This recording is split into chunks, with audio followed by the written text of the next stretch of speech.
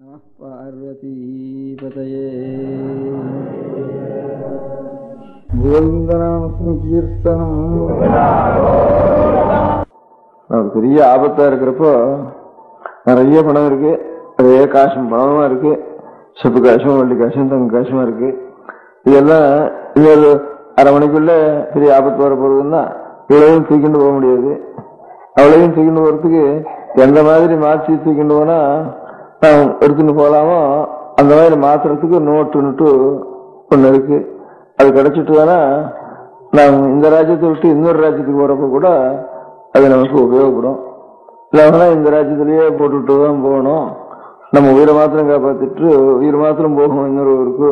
இந்த பணமெல்லாம் வராது, இந்த பணமெல்லாம் இங்கேயே விட்டுட்டு தான் போகணும். அந்த மாதிரி நம்ம எல்லாரும் இந்த பூலோக ராஜ்யத்தை விட்டுட்டு இன்னொரு ராஜ்யத்துக்கு போய்தான் நானும் இன்னைக்காவது பூலோகத்தை விட்டுட்டு ஒவ்வொருத்தரும் போயிட்டான் இருக்கோம். நமக்கு இந்த நாளும் போயிட்டு இருக்கா, நாமும் ஒரு நாளைக்கு போறதுக்கு தான் பார்த்துட்டு இருக்கோம். போறப்ப இங்க இருக்கிறதெல்லாம் அப்படியே விட்டுட்டு போயிடுறோம், ஒன்னும் எடுத்துட்டு போக முடியல. அப்படி இல்லாம எல்லாத்தையும் எடுத்துட்டே போக முடியா ஒரு நோட்டா ஒண்ணு மாத்தணும்னுட்டு சாஸ்திரத்துல சொல்லியிருக்கு. அந்த நோட்டு தான் தர்மம்னு பேரு. அதனால இவ்வளவு பணத்தையும் தர்மமா பண்ணி வச்சுட்டா தர்மங்கிறது பின்னோடையே வரும். அதனால எங்க போனாலும் விடாது. நம்ம தர்மம் பண்ணாத பணமா மாத்திரம் வச்சிருந்தோம்னாக்கா பணமும் சுகம், இங்க இருக்கிற போகமும் சுகமும் இப்படியே பண்ணி வச்சுட்டு இருந்தோம்னாக்கா இந்த போகமும் சுகமும் இன்னும் பாவமா தான் மாறும். பாவத்தை தூக்கின்னு போனப்போ பாக்கி இருக்கிற பணத்தை பணம் அப்படியே வச்சுடணும். ஏதோ காமமோ சுகமோ போகமோ இதெல்லாம் அனுபவிச்சோம்னா அவ்வளவு பாவ நோட்டா கையில இருக்கும். அதனால புண்ணிய நோட்டா இருக்காது. பாக்கி பணம் இருந்தாலும் அப்படியே இருக்கும். அது புண்ணிய நோட்டு இல்லை பாவ நோட்டு இல்லை அப்படியே கிடக்கும். அது நாம் எடுத்துன்னு போக முடியாது. அதனால நாம் எப்படி இருந்தாலும் நாம் நிச்சயமா அந்த தேதியில போய் ஆகணும். ஏதோ தேதியில போறப்போ நாம் இருக்கிறது எல்லாம் பணத்தை மாத்திரம் இல்லை, உடல் இருக்க முடியாத, சரீரத்தில் இருக்க முடியாத ஒரு சக்தி, வாயில் இருக்க முடியாத, நாக்கில் இருக்க முடியாத ஒரு சக்தி, எல்லாத்தையும் தர்ம நோட்டா மாத்திடணும். எத்தனைக்கு எத்தனை நாக்க பொருத்தியா இருக்கு, நல்ல உபகாரமான ஒரு வார்த்தையும் அவனுக்கு நல்ல புத்திமதியும் பொருத்தியா நன்மைப்பட முடியாத ஒரு வார்த்தைகளும் பகவானுடைய ஒரு நாமத்தையும் நாம் சொல்லி சொல்லி சொல்லி வம்பு பேசிட்டு இருந்தோம்னா அதுவும் ஒரு நிமிஷம் கடன் நோட்டா மாறும் அதுல இருந்து. அதனால இப்ப நமக்கு இருக்க முடியாத வாய்க்கு இருக்கிற, நாக்குக்கு இருக்கிற சக்தி, உடம்பு இருக்கிற சக்தி, உடம்பு இருக்கிற சக்தினால் எவ்வளவோ உபகாரம் பண்ணலாம், எவ்வளவோ ஸ்திரமான காரியம் செய்யலாம். அதனால உடல் பொருள் ஆவின்னுட்டு வாக்கும் கூட சேரணும். இல்லை மனோவாக்காயம்னுட்டு இவ்வளவையும் நோட்டா மாத்தி கையில வச்சுட்டு போனா, இடுப்புல சொல்லிட்டு போனா, அதனால இந்த உடல் போனா கூட அங்க போய் ஏதோ ஒண்ணு போறத இதை விட்டுட்டோம், அது போறதுனுடைய இடுப்புல இவ்வளவு இருக்கும், அப்படியே தர்மமா இருக்கும். தர்மம் தான் எங்க நாம் போனாலும் நம்ம விடாம, தர்மம் மாத்திரம் வர முடியல, அதர்மம் கூட வரும், பாவம் வரும், புண்ணியம் வரும் சேர்ந்து. அதனால பாவம் பண்ணாம இருக்கணும், அது வராம இருக்கிறதுக்கு இருக்கிற பொருள் எல்லாம், பொருள்னா பணம் மாத்திரம் இல்லை, பணமோ வாக் சக்தியோ சரீர சக்தியோ மனசுக்கு ஒரு சக்தி கொடுத்துருக்கு சுவாமி, இவ்வளவுக்கு ஒரு சக்தின்னு இருக்கு. அந்த சக்தி முழுக்க நல்லாவே உருவு பண்ணி வச்சுட்டோம்னா அது நல்ல நோட்டா இருந்து பின்னோடய வரும். இல்லைன்னா இங்கேயே கிடக்கும், அப்படியே வச்சிருந்தோம்னா கூட போயிடும், நம்ம எடுத்துன்னு போக முடியாது. அழுதுதான் போவோம், எல்லாத்தையும் விட்டுட்டு போறோம் அழுதுட்டு போவோம். நாம் பண்ற தப்பு நமக்கு தெரியும். கெட்ட குணம் உள்ளவன், ரொம்ப கெட்டவன் அப்படின்னு நம்ம வெகு பேர் நம்ம பேசிட்டே இருப்பா. அப்ப நமக்கு நம்ம ஆறு வெயிறாலோ அவரில் நமக்கு கோபம் வரும். ஆனா உள்ளுக்குள்ள நாம் எவ்வளவு அக்கிரமம் பண்ணியிருக்கோம் அவ்வளவு இவனுக்கு தெரியாது.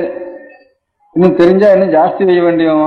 ஏதோ கொஞ்சம் தான் தெரிஞ்சிருக்கு, அதுவும் நான் பண்ணாதான் பண்ணிதான் வச்சுட்டு இருக்கான், பண்ணவருக்கு தெரியவே தெரியாது அப்படிங்கிறது நமக்கு தெரியும். அதனால நம்ம விஷிக்க வேண்டியது நாமே தான் விஷிக்கணும். நம்ம குணத்தெல்லாம் நினைச்சு பார்த்து பிரயோஜனம் இல்லை, இந்த தப்பெல்லாம் நினைச்சு பார்க்கணும்.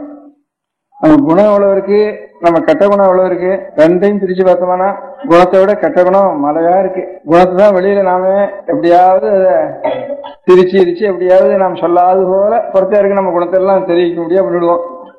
எந்த பேச்சுலையும் நமக்கு குணம் தெரியாம இருக்க முடியாது, மூடிக்கணும்னு தோணிட்டு இருக்கோம் நமக்கு. ஆனா நமக்குள்ள மாத்திரம் கொஞ்சம் யோசிச்சு பார்த்தோம்னா நம்ம ரொம்ப தப்பு பண்ணிட்டு இருக்கோம், ரொம்ப துர்க்குணம் இருக்கும், ரொம்ப கெட்ட காரியங்கள்லாம் நம்ம பண்றோம் அப்படிங்கிறது நமக்கு தெரியும் ஒவ்வொருத்தருக்கும். சில சமயம் நல்ல எண்ணம் வர காலத்துல அப்ப துக்கம் கூட வரும்.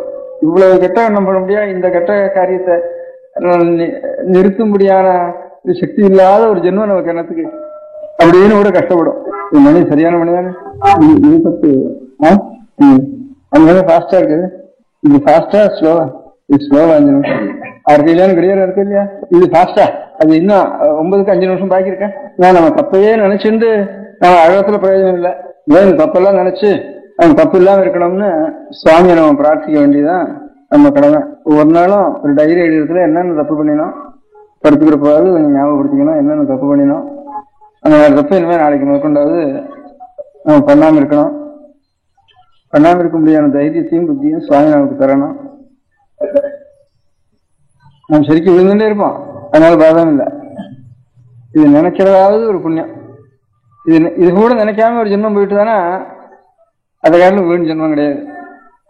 நான் தப்பு பண்ணாம இருக்கணும், இந்த தப்பு பண்ணினோம், அது தப்பு பண்ணாம இருக்கணும்னு ஊராரு கொத்துக்கும் சொல்ல வேண்டாம். நமக்கும் இதான் நமக்கு இதை நினைக்கிறதுக்காவது ஒரு சக்தி கொடுத்துருக்காரு. அந்த சக்தி கொடுத்த இந்த பராசக்தி துணியை கொடுத்து, மணியை கொடுத்து, பொத்தி கொடுத்து, ஒரு குழந்தைய கொடுத்து இவ்வளவும் சுவாமி பண்றாரு. அவன் கருண பிரிஷா, நான் ஏன் பண்ணல சுவாமியோட அவன் கோவிச்சுக்கிறவன் அது பிரிஷா அப்படின்னு பார்த்தோம்னா எனக்கு ஒன்றும் அவனை காட்டிலும் பந்து கிடையவே கிடையாது. எத்தனை நாம உபச்சாரம் பண்ணினாலும் அவ்வளவு பாவங்களையும் பொறுத்துட்டு நம்ம எல்லாம் ரட்சிக்கிறாரு ஈஸ்வரன். அந்த கருணை என்ன சொல்றதுன்னு அதை பார்த்து சந்தோஷம் பண்ணுவே தவிர பதித்தம்னா விழுந்தவன்னு அர்த்தம், பதனம்னா விழுறதுன்னு அர்த்தம். செருக்கிறதுன்னா இந்த செருக்கு மரம் ஏறுறாள் இல்லையா, ஏறி நல்ல வழியத்துல ஏறணும்னு அர்த்தம். அது அடிக்கடி செருக்கிடுறோம். செருக்கிறது நமக்கு சுகாவம். ஆனா அதுலயும் ரொம்ப பிரயத்தனம் பண்ணினா ஒருத்தன் ஏறிவிடணும். செருக்கு மரம்னு சொல்றது உருவரிய சமயத்துல வழுக்கு மரம்னு சொல்றது. செருக்கிறது சுகாவம். திரும்பி நான் பிரயத்தனம் பண்ணி ஏறதுக்கு பிரயத்தனம் பண்ணணும். 100 பேர் பிரயத்தனம் பண்ணி ஒருத்தன் ஏறினாலும் நம்ம ஊருக்கே ஒரு கௌரவம் தான், நம்ம நாட்டுக்கே கௌரவம், நமக்கு எல்லாருக்கும் அவனுடைய பக்தாளரான நமக்கு எல்லாருக்கும் கௌரவம். ஒருத்தன் மேல் படி சென்றான்னா நம்ம பண்ணின பாவத்துக்காக அழுதுன்னு இருக்க வேண்டாம், இந்த மாதிரி புத்தி கொடுக்க வேண்டாம்னு ஒரு தூரம் பிரார்த்தனை பண்ணணும். அந்த பிரார்த்தனை தான் நம்முடைய கடமை. அதை காட்டிலும் பெரிய புண்ணியம் கிடையாது. அது அம்பாளுக்கு நமக்கு தான் சாட்சி, நம்ம 2 பேருக்கு தான் சாட்சியா இருக்கணும், ஒருத்தருக்கும் தெரிய வேண்டாம். இப்படி இருக்கிறப்போ நமக்கு அநேக கஷ்டங்கள் வருது. அப்பெல்லாம் இன்னும் நம்ம சுவாமி கவனிக்க மாட்டேங்கிறாரு, இவ்வளவு நாம் பூஜை பண்ணி, இவ்வளவு நாம் பிரார்த்தனை பண்ணி, இவ்வளவு பண்ணி நமக்கு சுவாமி கவனிக்க மாட்டேங்கிறாரு, நம்ம கஷ்டப்படுத்துறாருன்னுட்டு ரொம்ப கோபம் வந்துட்டு சுவாமியே சுவாமியை கண்ணு இருக்காருன்னு கூட கேட்கிறோம். ஒரு சமயத்துல மனசுல நினைக்கிறோம். அதை மாற்றி பார்க்கணும். நாம் என்னென்ன பண்றோம்னு நமக்கு தெரியும். இவ்வளவு பண்றவனுக்கு ஒருவேளை சாப்பாடு கிடைக்கிறதுக்கு நியாயமா, ஒரு க்ஷணம் நம்ம சௌக்கியமா இருக்கிறது நியாயமா? அப்படி இவ்வளவு பண்றவனுக்கு இவ்வளவு அனுகூலம் பண்ணி நமக்கு இவ்வளவு ஆகாரத்தை கொடுத்தோ, இவ்வளவு சௌகரியத்தை கொடுத்து, ஒரு நிழலை கொடுத்து, ஒரு துணியை கொடுத்து, மணியை கொடுத்து, பொத்தி கொடுத்து, ஒரு குழந்தையை கொடுத்து இவ்வளவும் சுவாமி பண்றாரு. அவன் கருண பிரிஷா, நான் ஏன் பண்ணல சுவாமியோட அவன் கோவிச்சுக்கிறவன் அது பிரிஷா அப்படின்னு பார்த்தோம்னா எனக்கு ஒன்றும் அவனை காட்டிலும் பந்து கிடையவே கிடையாது. எத்தனை நாம உபச்சாரம் பண்ணினாலும் அவ்வளவு பாவங்களையும் பொறுத்துட்டு நம்ம எல்லாம் ரட்சிக்கிறாரு ஈஸ்வரன். அந்த கருணை என்ன சொல்றதுன்னு அதை பார்த்து சந்தோஷம் பண்ணுவே தவிர எது நம்ம கஷ்டம் கொடுக்குறாரோ அந்த கஷ்டமும் நம்ம க்ஷேமத்தோடைய இருக்காதான் கஷ்டம் கொடுக்குறாரு. நான் குழந்தைய பார்த்திருக்கேன். குழந்தைகள் மண்ணத்துங்கிற குழந்தை அம்மா கையை கட்டி விடுறா, துணியை போட்டு கையை கட்டி விடுறா, இது மண்ணை பிராண்டி பாடி திங்காம இருக்கணும் இல்லையா? உடனே அந்த குழந்தைய கோபம் வருது, அங்க ஓடுறது, இங்க ஓடுறது, அந்த தூணுக்கு ஓடுறது, இந்த தூணுக்கு ஓடுறது, கையை அடிச்சுக்கிறது, இப்படிதான் பண்றது. தாயார் சிரிக்கிறா. அப்ப அந்த குழந்தைக்கு என்ன தோணும்? இந்த தாயாருக்கு கொஞ்சமான ஈவரக்கு உண்டா மனசுல? நமக்கு துவேஷி இந்த தாயாரை காட்டிலும் வேற ஒருத்தர் உண்டா? அப்படிதான் இந்த குழந்தை நினைக்கும். குழந்தைக்கு பரமத்வேஷியா தோணும் தாயார். அப்போ அந்த நேரம் நமக்கு கஷ்டம் கொடுக்கறதும் நமக்கு எதுக்காக கஷ்டம் கொடுக்குறாரு சுவாமின்னு நமக்கு தெரியாது. எந்த கஷ்டமும் அது அவருடைய அருள் தான். நல்லது காரணமில்லாத அருள், கஷ்டம் கொடுக்கறது ஒரு காரணத்துக்காக ஒரு அருள், நல்லது இல்லாத ரெண்டையும் ஒரு அருளா வச்சுக்கணும். கவலையே விட்டு உட்காந்துருந்தவனா எப்போ பார்த்தாலும் கவலை தான் விட்டு கவலைக்கு எல்லாம் உண்டா? கொஞ்ச நேரம் எல்லாத்தையும் தள்ளி விட்டுட்டு கொஞ்சம் ஏதாவது நல்ல காரியம் பண்ணணும்னு சொன்னாத்தாலும் அந்த சமயத்துல கொஞ்சம் கவலை இல்லாம இருக்கும்.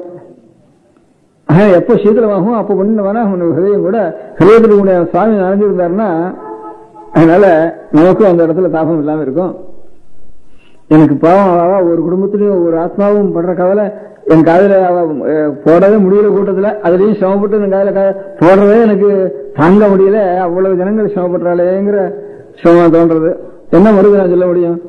சரி, இந்த விஷயத்தை மாறி வரப்போறது எதுக்காக தூங்காம சாந்தத்தை பண்ணிட்டு நனைஞ்ச சுவாமியை நினைச்சுக்கோ, ஹயத்துல நினைச்சுக்கோ, எல்லாத்துக்கும் ஒரு மருந்து தான், ஒரே மருந்து அப்படின்னு தோணிச்சு எனக்கு. இல்லை சேர்த்து ஒரு மருந்து சொல்றதுக்கு அப்படி சுவாமியை பார்த்து அவங்களுக்கு எப்படி சக்தி வந்து